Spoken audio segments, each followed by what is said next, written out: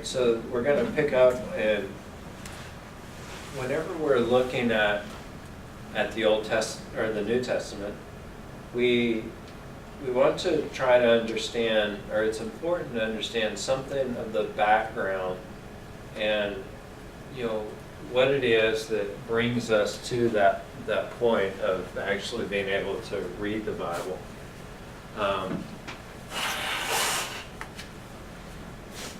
And so the structures and institutions and whatnot that were existent in the day of Jesus and in the day of the writing of the New Testament.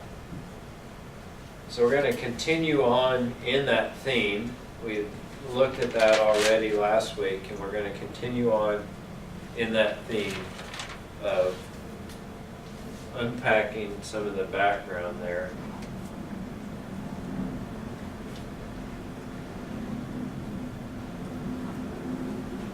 So you'll note that this particular discussion comes from your textbook on pages 35 through 49. So if you want more information about that or a better understanding of what I'm talking about, then you can go through that and reference that material there. And so I'm just giving a very broad overview to seek to understand, what it is that brings us to the point of having the New Testament. So as we look at these unifying factors in Judaism, or I don't know if that's the exact title that's given, or maybe it would be better called unifying factors with Judaism. What we're doing is we're taking a look at the theological underpinnings that are there for the New Testament authors. In other words, whenever the New Testament authors, they're not a blank slate. They're not writing from a blank slate. They have a historical background there. And so we want to know what they believed. So the first thing is they had an identity as God's chosen people. An identity as God's chosen people. In the Old Testament, it was frequently made mention that Israel the people of Israel were God's chosen people, that He selected them out of the midst of all of the nations that existed in the world, and they were it was they who were to represent God before the people, before the nation, so that the nations could know God. So this identity was very much part of Israel, but that continued over into the background of the New Testament saints, and then even over into the New Testament writings themselves. They maintained that idea that God, in His grace, had chosen them from out of the midst of all the nations in order to be people that are special and dedicated to Him. He had done this through an eternal covenant. So God had, the covenants were God's promises to His people. And so He had established covenants with the people and said, "You are mine, I'm making you my own, I'm going to give you a new heart," and things of that nature to bring us to that.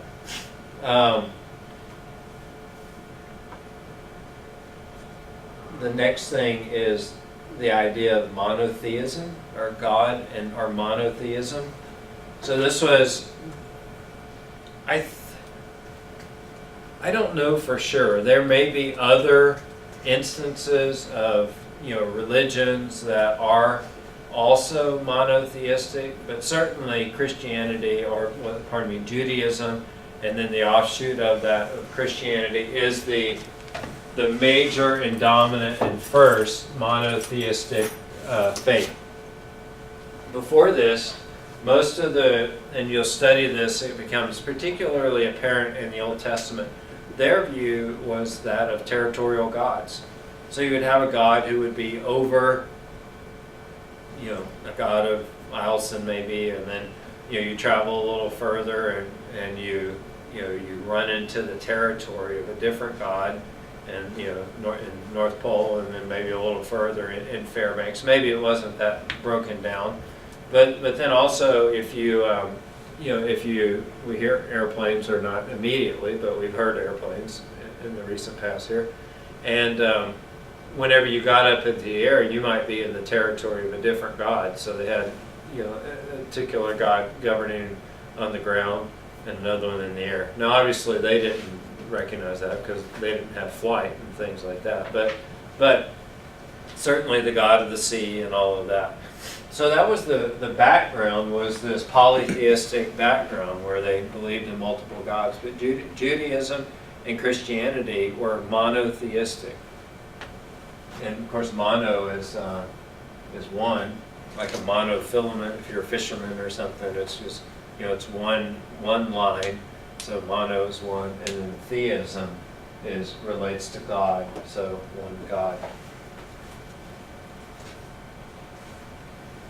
So in Judges chapter 10 says, "Yet you have forsaken me and served other gods, therefore I will save you no more." Now, what we have here is, God establishing Himself as the one God who is who is worth to be served, and all the other gods are not actually gods. That's the broader teaching in the New Testament. All the other gods are not actually gods, not worthy of serving, because they're false.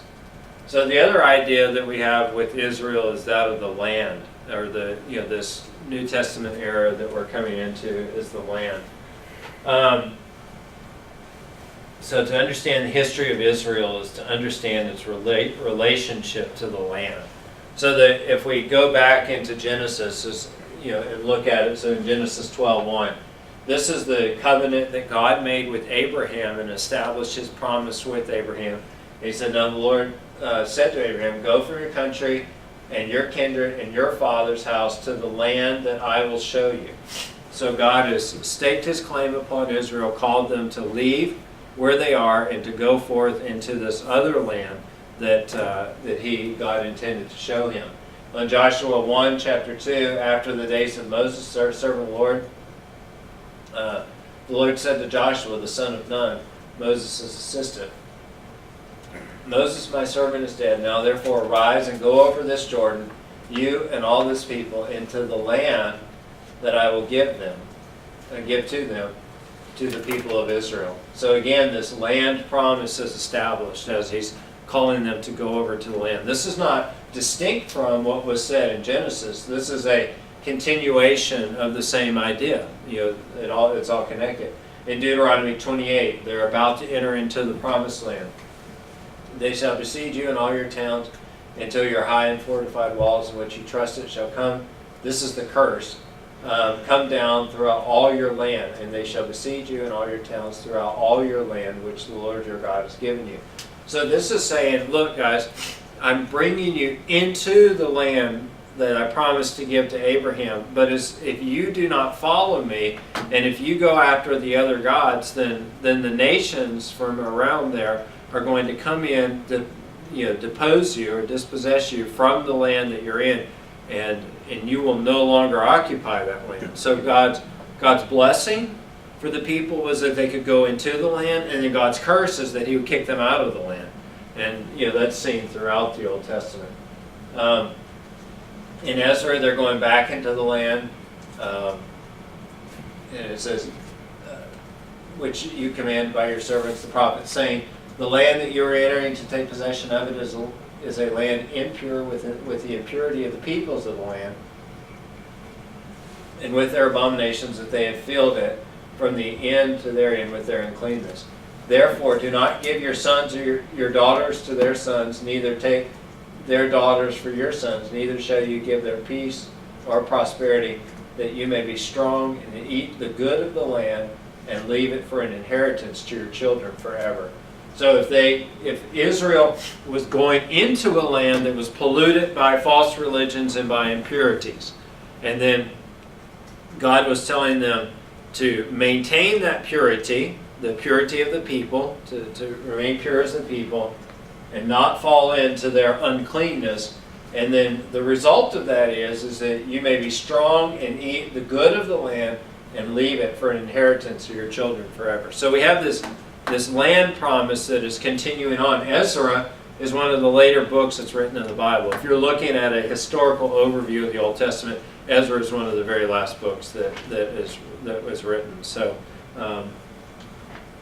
this land comes up as a key theme throughout the Old Testament. And that carries on into the New Testament. And we'll talk about later, the Romans that are, I think maybe did we talk about that last week? First you have the Greeks, and then they have the uprising and the Hasmonean era, and then the Romans come in.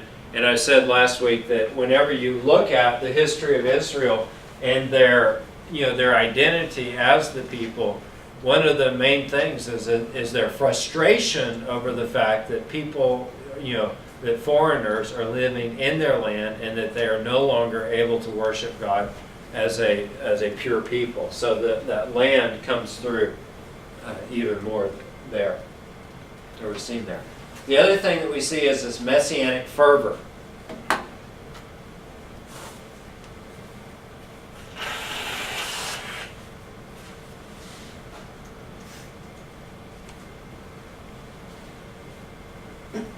This Messiah is the word that is applied to Christ ultimately, but that's not exactly, that is ultimately what it's pointing to, but they didn't know they didn't understand fully what God was going to do.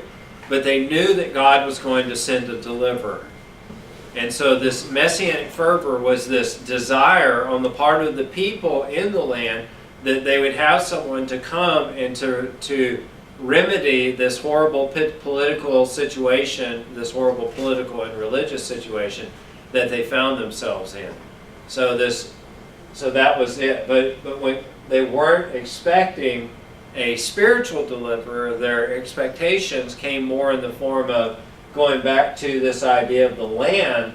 They were looking for a political deliverer, someone to kick them out. And Jesus obviously didn't meet that. Nevertheless, there was a great messianic fervor on the part of the people as they were looking for some hope of deliverance. See there, from your book, quote, there was a widespread belief that God would send a chosen one, a Messiah, who would defeat the Romans, usher in a time of universal peace with the center of the world in Jerusalem. Now that desire is a legitimate desire, but it is a legitimate desire that is punctuated by a period of trials. So if we were to look at it in some sense, look at it from the perspective of a timeline here, and you have, to look at it from, actually, let me draw a different timeline. Let's recall our theme. What did I tell you was a heading, if you will, or a theological overview of the New Testament for distinct periods?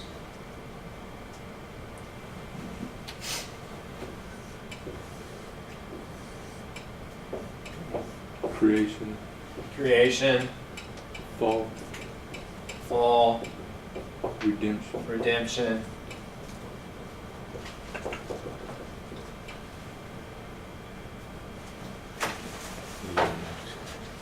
Gary had me last term, so he's got one up. He has one up on the rest of it. So. Glory. Yeah, good. Very good. Sorry, Garrett. I didn't mean to give away your secret. Yeah. Everybody thought, oh man, he takes good notes. Yeah. He's on fire. Yeah. So if we think about it, if we look at this as a timeline, then there after the fall, or this fall is obviously in Genesis 3. So after the fall, sometime here in the through Moses and Joshua, they enter into the land, and then they're kicked out of the land. So they're out of the land. And then they come back into the land. And what they expected was this cross to establish this idea that's here. They would usher in a time of universal peace with the center of the world at Jerusalem. Well, that's going to happen, but that doesn't happen until glory. And we are living in this period between the redemption and glory, whereby God will establish this kingdom that He has promised to do. And so it's part of it is just the way that they read in the way that prophecy was presented. So let me give you another example here from the Old Testament class. Is anybody here into photography? Anybody know the difference between a wide-angle lens and a telephoto lens? Yes, what is it?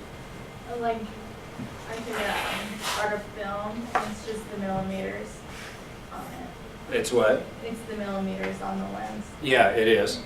But as far as the characteristics of the lens, if you ever see, like a landscape picture where the landscape looks so vast and there is this great sense of depth, that's a wide-angle lens. So it's that wide angle. It's a low millimeter, so it's maybe a 10 or 22 or something like that millimeter lens, and you're taking in a vast area, and you can actually see depth in the picture. So, and what I mean by depth is you can tell in the picture that Garrett's here and Megan's there. There's a sense of depth in there. A telephoto lens, on the other hand, behaves completely different. When a telephoto lens, that's a lens that is shooting way out. You're zoom in. You want to take a picture of that moose, way out in the middle of the field, or your child playing on the sports field, or something like that. Then you zoom in on the whatever is the subject that you want to take a picture of. But what it does is it compresses everything, and all of a sudden it looks like everything is just kind of right up on top of one another in the final product. So the reason that that's the case is these different characteristics of lenses that you have. Well, if we think about biblical prophecy is kind of akin to a telephoto lens. In that, what it tends to do is it squashes all of this together such that it may look something like creation, fall, redemption, glory. And all of this is like immediately connected together in the time frame. No, it's not actually. It's just the way that they're speaking about it. You can't tell that there's difference. The prophets spoke about it as if it's kind of the next thing on. And it's not that God is delaying or God's plan had changed or whatever. He just didn't present them with the exact timetables of how things are going to work out. So they looked at this idea of messianic fervor, and they expected their Messiah to come, and in the coming of the Messiah, they expected immediate redemption. But that didn't happen. Nevertheless, they had this great idea of messianic fervor that characterized the people. And we'll talk more about that. It's something that comes up, on a somewhat of a regular basis in the class here. And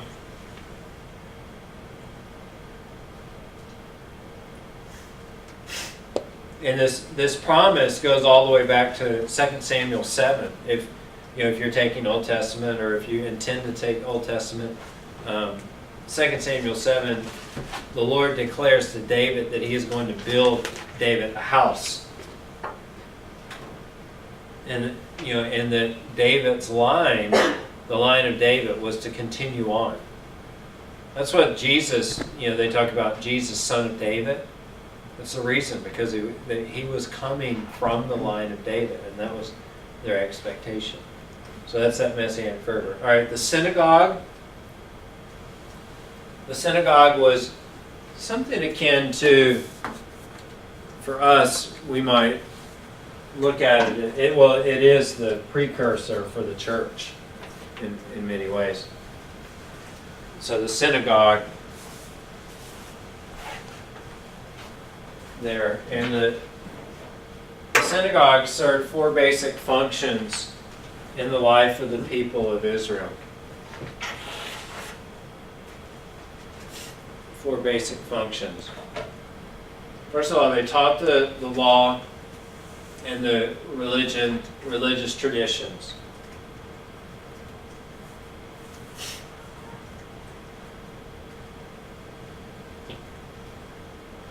So it was a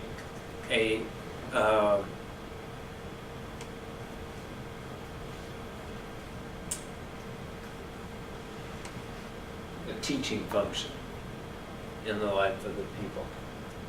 Second, worship. They gathered together for worship. And this was, we're looking at these unifying factors in Judaism.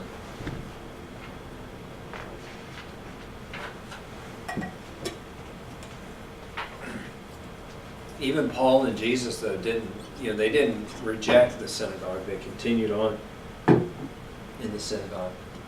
Courts, it was their legal systems of the day. They had the courts. And then finally, it was just a place of social interactions.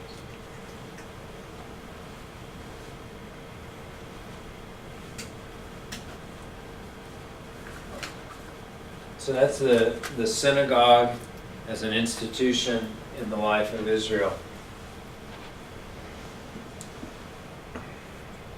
Again in your text it says, for the Christians in the New Testament times, the synagogue served as the logical site to begin the preaching of the gospel until time when the Christians were no longer allowed to share their message.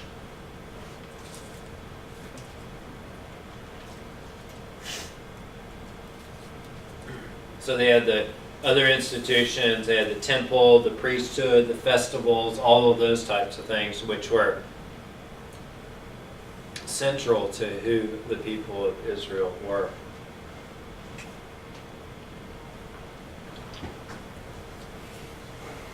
Now let's give consideration to some of the religious groups in the day. These are a highly religious people, and so you can imagine that they had various groups. So the first group are the Pharisees. They're perhaps the best known religious group of the day. If you read the New Testament, the Pharisees are showing up all the time.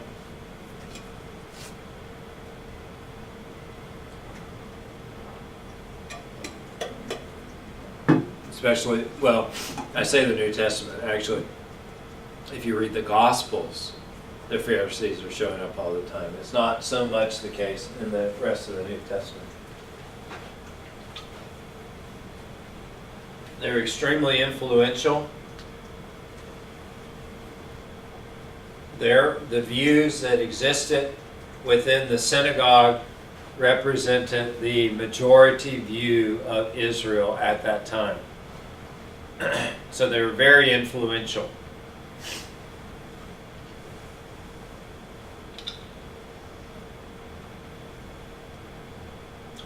So as far as beliefs and things that they believed in God, angels and spirits, so some sort of spiritual realm, providence, and what that means is God's providence, God acting in and among humanity, prayer, the necessity of faith and good works, the last judgment, and coming Messiah, and the immortality of the soul. All of these beliefs are right in line with Christian belief of the day. So they were extremely influential, and their beliefs were largely, as far as what they believed, would be what we would consider orthodox today, even within the church. I mean, they're nuanced and developed, but by and large, the categories are there, and things develop beyond that.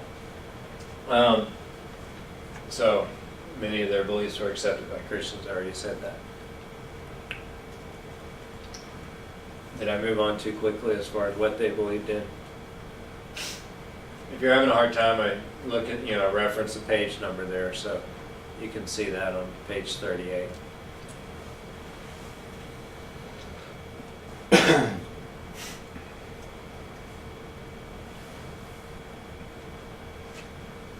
The problem, though, is that they tended towards legalism.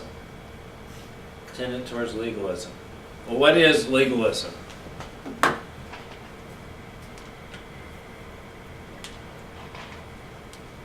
Any ideas? Thoughts on what legalism may be?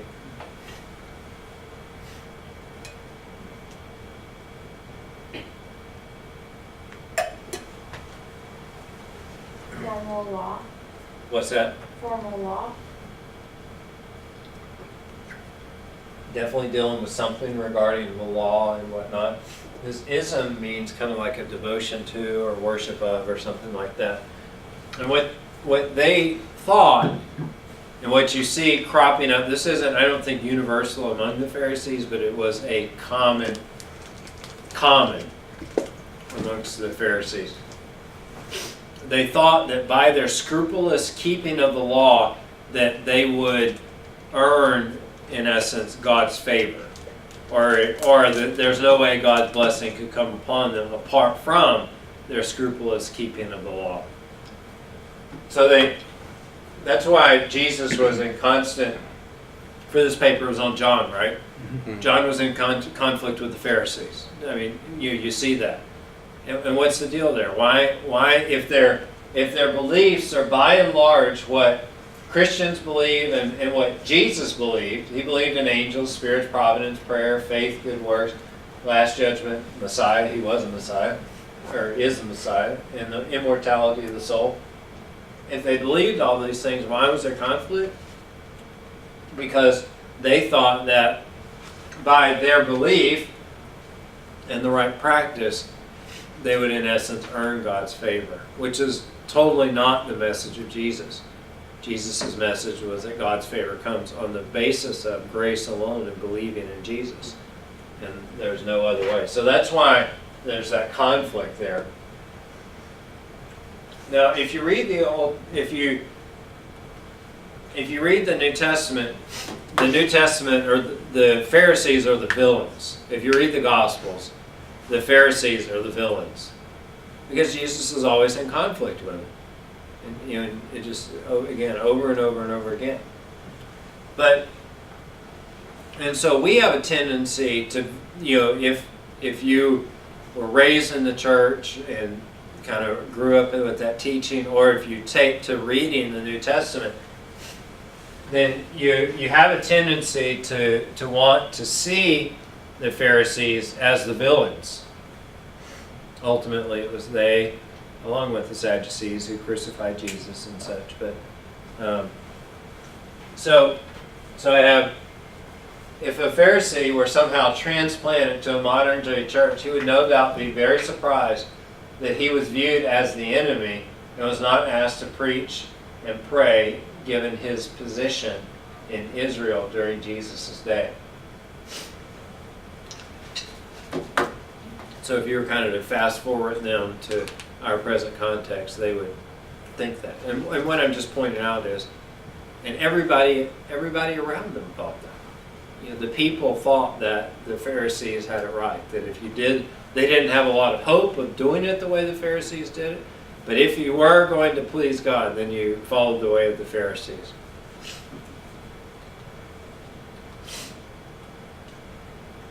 All right, the next group, influential group, are the Sadducees. The Sadducees.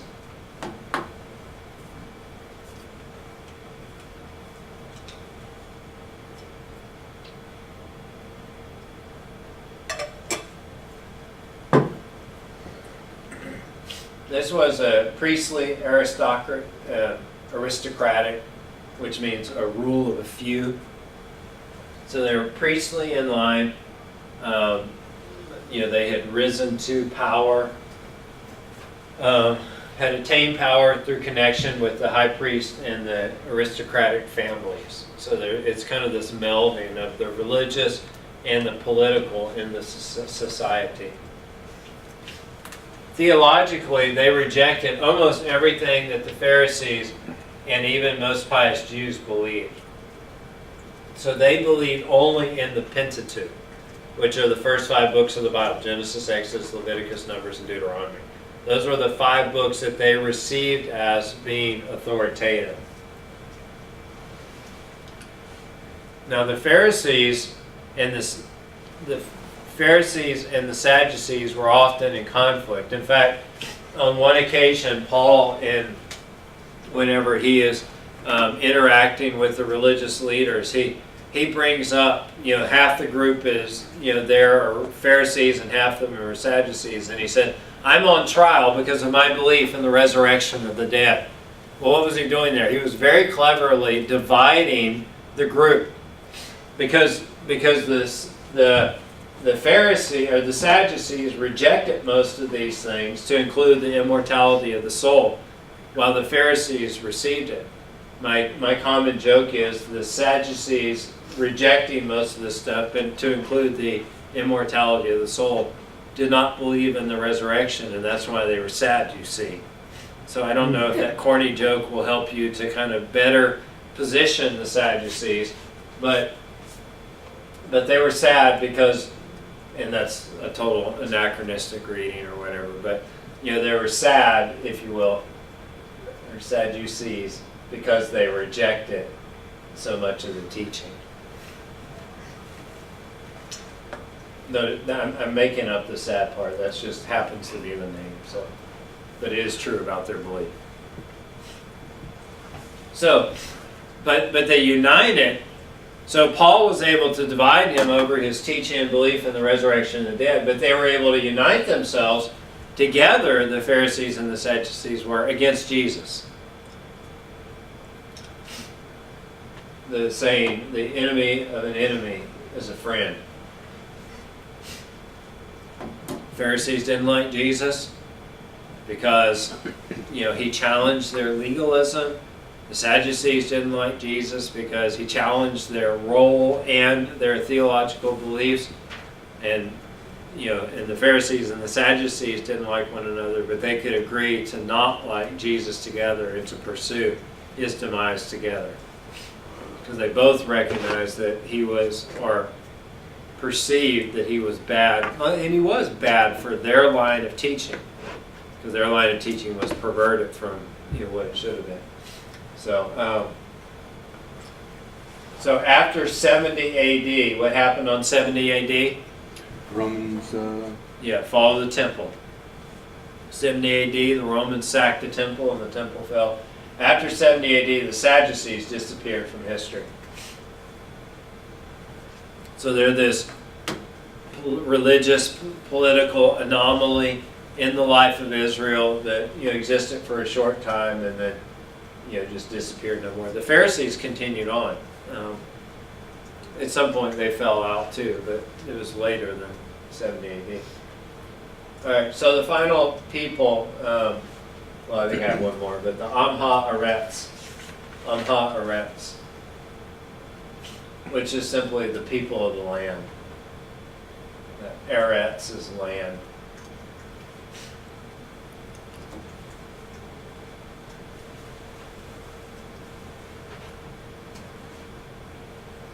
This is the vast majority of the people. They tried to live each day according to, according to the will of God and to the best of their abilities.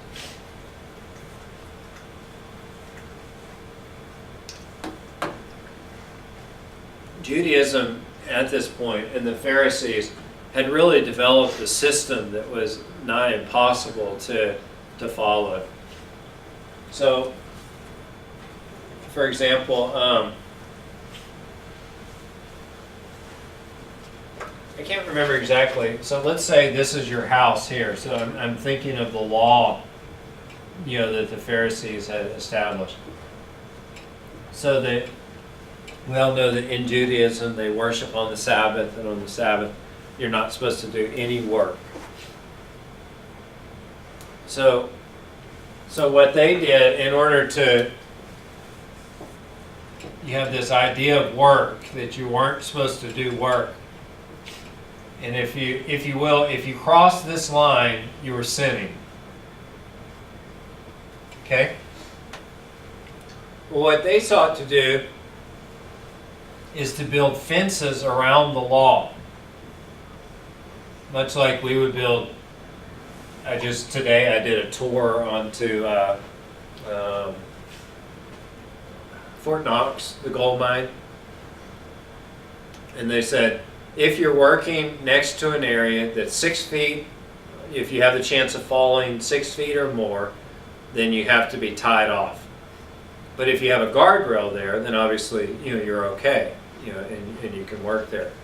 Well, the guardrail, or the being tied off, it keeps you from falling over to a position of danger. It's kind of like a fence. What the Judaism and the Pharisees sought to do was to build fences around the law. So if this was sin right here, they backed it up a little bit to here, just to make sure that you weren't even able to get close to doing sin. So, and I guess makes sense to some degree. So let's think of a Sabbath day's journey. So I don't know exactly how far it is, but let's say you could do a Sabbath day's journey, and you couldn't travel more than 1 mile on the Sabbath day. There was a Sabbath day journey, and you could only travel a specific distance.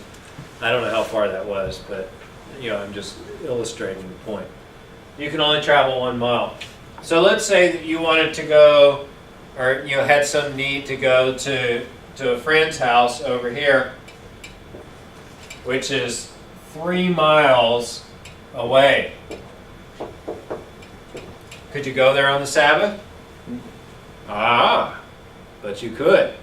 If you positioned a certain amount of goods 1 mile away from your house, and this would be considered your Sabbath house. So you traveled this far, but then because you positioned these goods here, this was your Sabbath house. But given that it's 3 miles, you positioned this, and then you were able to make the full 3 mile journey. So it became this.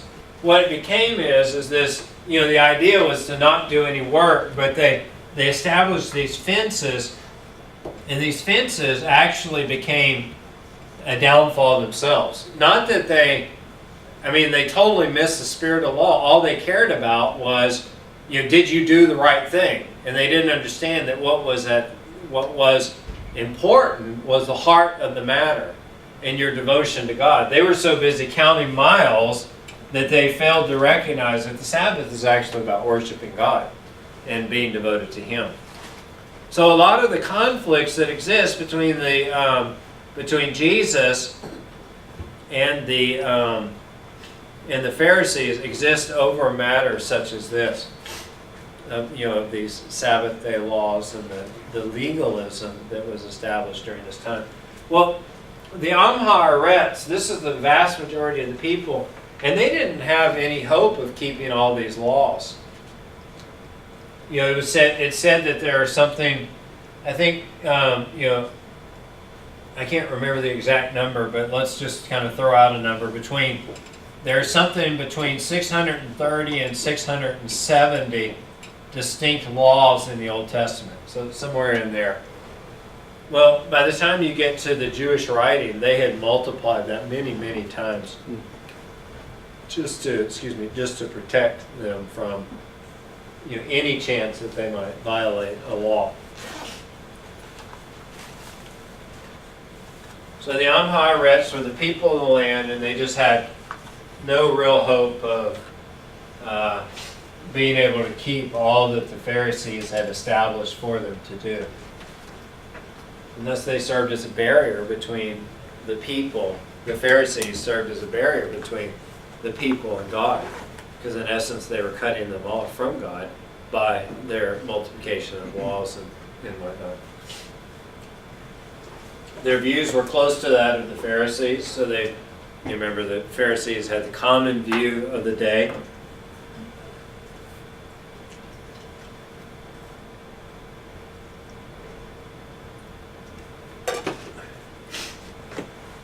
Very close to that of the Pharisees.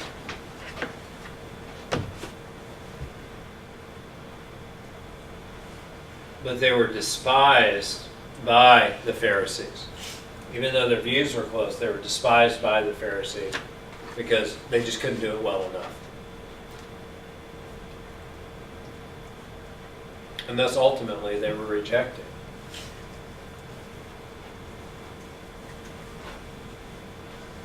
looked down upon by the Pharisees.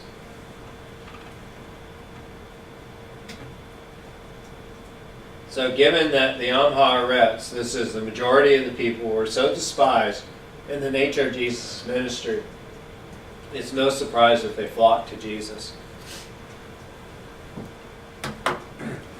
Whenever you read, for example, just fairly recently I was doing some work in John, in one of the chapters there. I can't remember exactly which one it was at this point. But you read in John, and it's, the term that they will often use is, that John will use, is the Jews. And whenever I was preaching through John, I felt kind of guilty about using that term because it sounded like, I had this issue against Jewish people, which I don't have an issue about Jewish people, and I don't think John did either.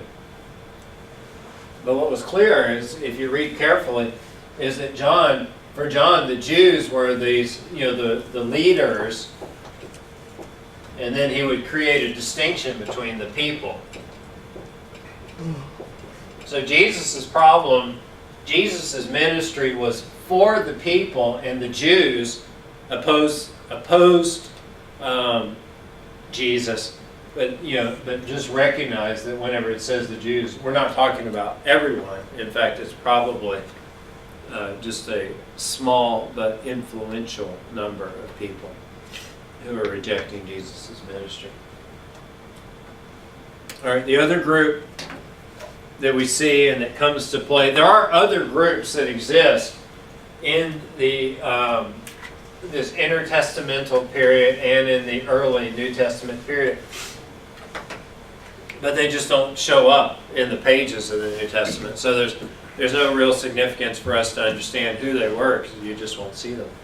But then in one story, the Samaritans show up, and the Samaritans were a mixed population, both ethnically and religiously. They were kind of Jewish,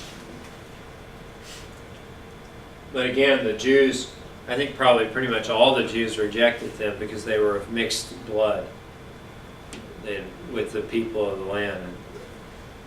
So this created conflict.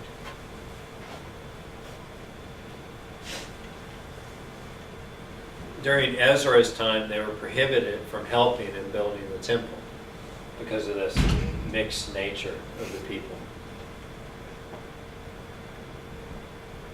So while the Samaritans considered themselves Jews, half-breeds, but Jews, the Jews rejected them. And then finally, the Samaritans, Jesus nevertheless openly ministered to Samaritans and even had the Samaritan as a hero in one of his parables.